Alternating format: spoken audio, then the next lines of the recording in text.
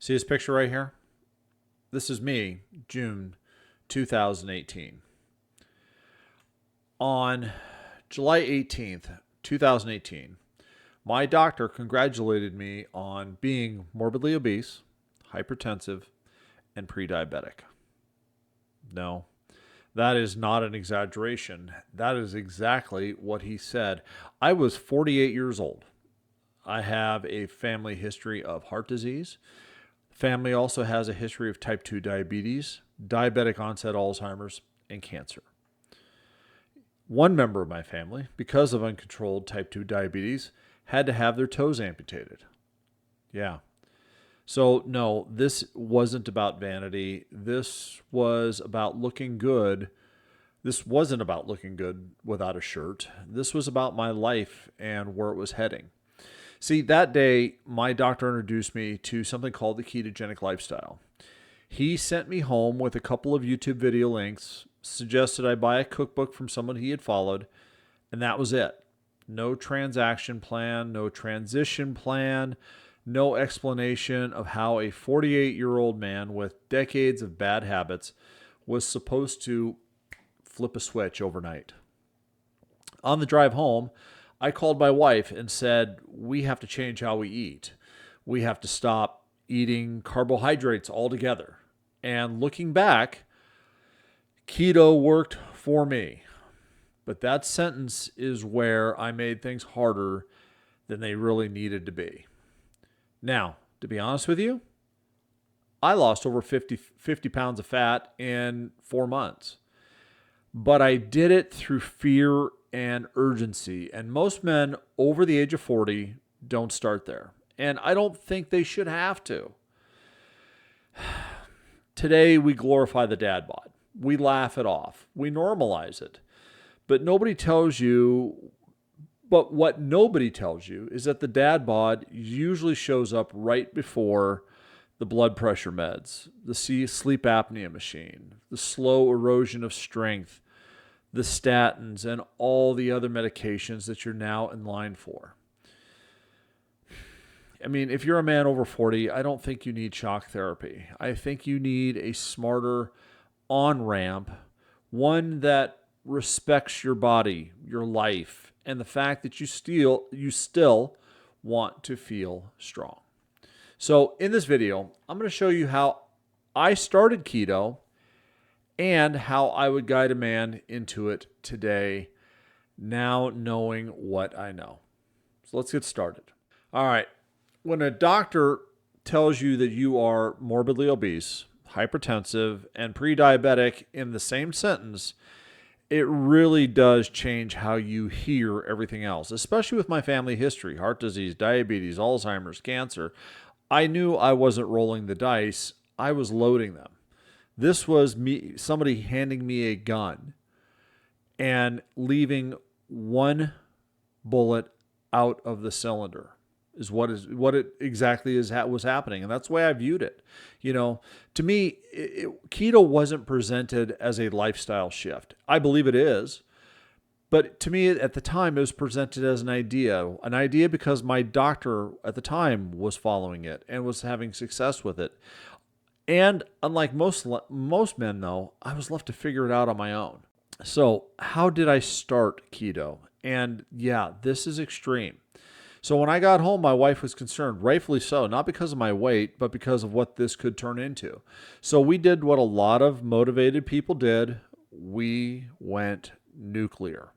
We threw out open boxes of processed foods. We donated unopened carbs and processed foods to the local food bank.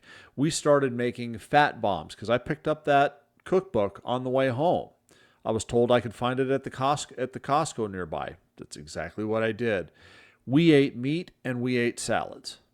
And let me be clear, it worked. You know, between July 18th and the end of October, I lost 50 pounds of fat. And here's the thing. By the end of June 2019, I had lost almost 100 pounds of fat. But it worked for me because fear carried me through the hard parts. And fear is not a fear is not a plan that any man should or can rely on. And your typical man over the age of 40, things like that, it's going to fail. Here's why. Most men over the age of 40 aren't starting from a medical emergency like I did. They're starting from exhaustion.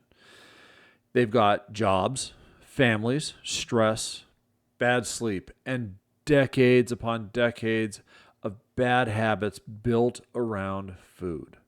Okay? So when you tell a man you can't eat any of that anymore, here's what he hears. Your life, your family, your friends just got smaller. Sorry, it did. Men don't fail keto. They fail the on-ramp to keto. Now, I also made another mistake as well when I started out. I failed to move. Here's the thing. Is I was told to be careful with exercise because of my knees. I was so fat, my knees hurt. I was a truck driver. I still am a same truck driver today with a large national LTL carrier. I'm a pickup and delivery driver, so I'm in and out of my truck every single day, crawling in and out of the trailer every single day, moving freight that could be anywhere from 150 to 2,000 pounds.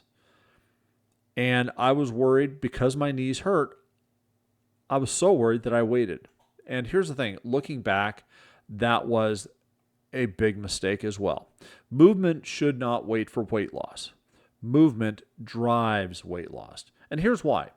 Movement improves your insulin sensitivity immediately. It tells your muscles to pull sugar out of the bloodstream and use it for fuel instead of storing it as fat. So many years I stored all that as fat. Walking also lowers stress hormones. It improves your circulation to the joints and it helps regulate appetite. So you don't need to punish your body. You just need to remind it how it works. And here's the thing. Walking is a warm-up. It's medicine. It's for blood sugar. It's for joints. And to be honest with you, it's for your head too. No ego lifting, just walking. So how would I do it now if I were guiding myself? Let's say I'm back at 48 years old and I'm looking back and I'm saying, okay, how would I do this all over again? Well, here's exactly how I would do it for any man over the age of 40. Weeks 1 through 2. All right. Number 1, we kill all the liquid carbs, beer, soda, sweetened coffee, fruit juices. Okay. And here's why this matters. Liquid carbs hit your bloodstream fast. They spike your insulin hard, and they don't create fullness, right? They don't create satiety. So your body treats it like a sugar infusion. Removing them alone can lower insulin, fat storage, and can calm hunger, sometimes within days. And I'm going to tell you right now, for me, the biggest one was beer. I was a beer addict, not because I wasn't drunk all the time, but I was collecting high-end beers. I'd stand in line at a brewery for a special release. And you know what? Looking back of all those hours I wasted and all those hours of drinking those high-carb beers, that just added to the weight. And here's the thing. These first 2 weeks, you're also going to start increasing your animal-based protein. You're not being perfect. Okay, but this is intentional. So if you are accustomed to eating, 1 8-ounce top sirloin, right? Cook up an extra top sirloin, right? Throw it on the plate. Fill your glass with water and enjoy the meal with the salad, right? And that leads us into weeks 3 and 4. Weeks 3 and 4, now your protein has become the anchor on your plate. Every meal starts with the protein.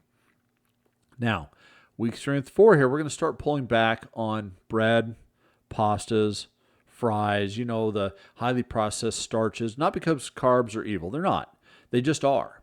But because they're easy to overeat and it's hard to start once you stop. I mean, seriously, how many times have you reached into a basket of unlimited fries at a place like Red Robin or Applebee's where they may serve unlimited fries, right? Once you finish that basket, your body craves more. So what I want you to do, just limit those items: breads, pastas, and fries. Okay? If you want to have a sweet potato, roast up a sweet potato. Make it a small one. Make it a small portion of it, right? That leads us into weeks 5 and 6. Now we're going to talk about those potatoes, the starches. You're going to drop those to 1 meal per day, preferably after you move, right? So let's say, after you walk or train, let's say you get home from work and before dinner time, you got enough time to walk, say, a mile, okay, around the block a couple times. Here's the thing. After you walk or train, your muscles are primed to absorb the glucose within your bloodstream without storing it as fat. You're refilling the muscle glycogen, not feeding insulin resistance. That's why if you're going to have the starches, make it the last meal of the day and after you've moved. Okay? Like I said, you're not making it the primary because the primary is still protein. And here's the magical thing. And I'm not going to say I use the phrase magical, but let's be honest, it feels like magic. This is where many men start to notice their appetite naturally shrinking. It's not through willpower, but through hormonal regulation. And the word satiety, that hormonal regulation, and now your body's starting to get used to anchoring with protein, having the green vegetable salad, right next to it, or the Brussels sprouts, or the cauliflower. And now that potato, if you cooked up, a small potato, small sweet potato, small russet potato, right? It's now last on your plate. You're going to start feeling full. You may not finish that potato. It's okay, right? And here's the thing. This is where ketosis now starts to show up quietly without forcing your body. A lot of men are afraid of the keto flu. Well, this helps regulate that. And then what the keto flu is that your body is probably running down on electrolytes. Okay? That's why this particular plan is going to help you as a man get this down to where you are not worrying about what is happening. So that brings us to weeks 7 and 8. You are pretty much full.